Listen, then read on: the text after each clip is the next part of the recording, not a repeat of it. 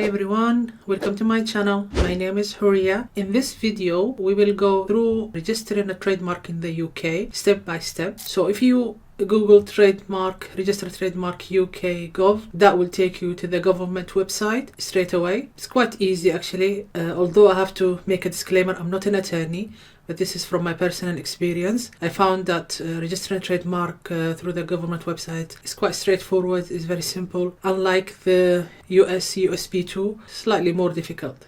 So if you just Google that, will take you straight to the website. So before you apply, you would need to first search the trademark. So apply online because we already know our trademark, we know it's not registered. So who's completing this application is either you or your attorney. Trademark, yes, I'm the owner. So you have to check that trademark is not registered before you go that step. So could you check if you could register a trademark? You can click on that one and search the word if you haven't done this process yet. But if you already know that trademark is available, you can go ahead and register it. So the first thing is either you have a registration with the trademark website, so with your email, or you can add your name and address details for the first time. So we'll say apply to register a trademark. So for the first time, the owner is either individual or a company. So we'll register it to the company, and then we'll use the same company example that I've used for the registering the UK limited company. This is a dissolved company. Just for the sake of a tutorial, we're using this company details. How do you find the company registration number? If you go to the company's house and search for the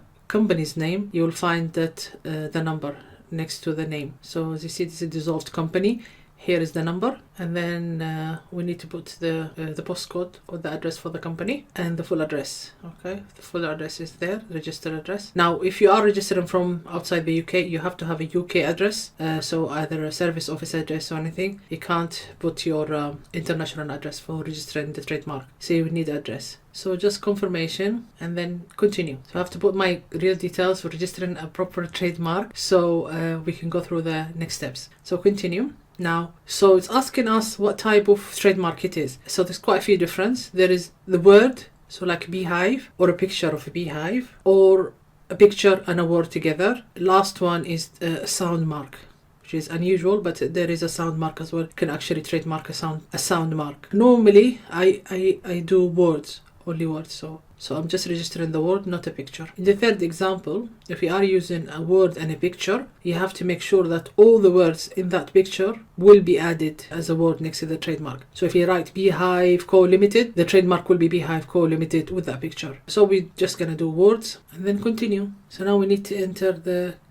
trademark. What is the brand name you wanted to register? Just an example, the Me Kitchen is a single trademark or a series, so we have more than one to register. No, it's just a single. Now is the classes. So we have to choose the classes, which means each product. There is actually a video explaining that each product come classified under a class. There is about 45 classes. Some of them are goods and others are services. For each class, it's £170. If you want to add additional class in the same application, you'll add a 50. But if you finish that application and you want to add a third one, let's say, you'll have to start another 170. So within the same application, it's 170 plus 50 for each additional class. It doesn't matter how many other classes you can add. If it's only one class, it'll be just 170. Okay. And so to apply registered trademark, we'll either choose like manually, or we can, let's say if it's a wooden something, we'll write the word and then it will give us class 20.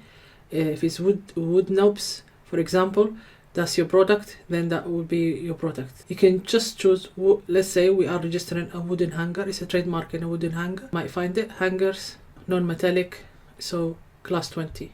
Okay, so depending what item it is, what type of material it is, you'll have to write the item, and you have to write the item and you will find it in the list. If you know what is the class number, you can just choose it from the list. So here it just shows us different kind of hangers. So you'll have to choose the appropriate one. So here is the list of classes. You can each item is written under each classes. So depending on the item, you can go through the list and search it manually, or as I said, you can put a word and then it will search it for you automatically. Each class is divided into different sections, as you can see. So we select from pre-approved terms. This is the easiest way, and we just write our item and then we just choose it from the list. So plastic plates, for example, is in class 21, and we know this is the appropriate class to register. If you want to take other ones, biodegradable plates, plastic plated dishes, plastic cups, you can take all these words in the same class with no additional cost. But if you go to another class, then let's say 22 or 20, so 20, then you will add a 50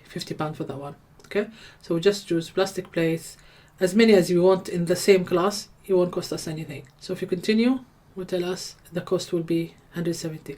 Do you want to add a disclaimer? Normally they say 99% of trademark don't, so it's a no, we don't. Do you want to claim priority from pending international? So if you have international application, then you press yes, otherwise it's a no. The easiest way is standard mark, not certification mark or collective mark, so it's standard trademark, and continue. So the cost here for the standard 170. We'll go back and add another class. See the cost, how the cost will change. Let's say we'll add class 19, anything from class 19, and we'll continue and see how the prices will change now. Standard examination 220, so 170 plus the 50. Okay, we wanted one class, so we chose just one class, and it's 170, and we continue. So just declaration here, just read all this declaration and just tick them. So here I cannot change the trademark I'm applying to register. I cannot add more goods or services. So at the beginning, when I started, I wasn't really familiar with this process, so I wanted to add another class, and then they sent me this declaration saying you've actually declared that you will not add, so you cannot add. If you wanted to add anything,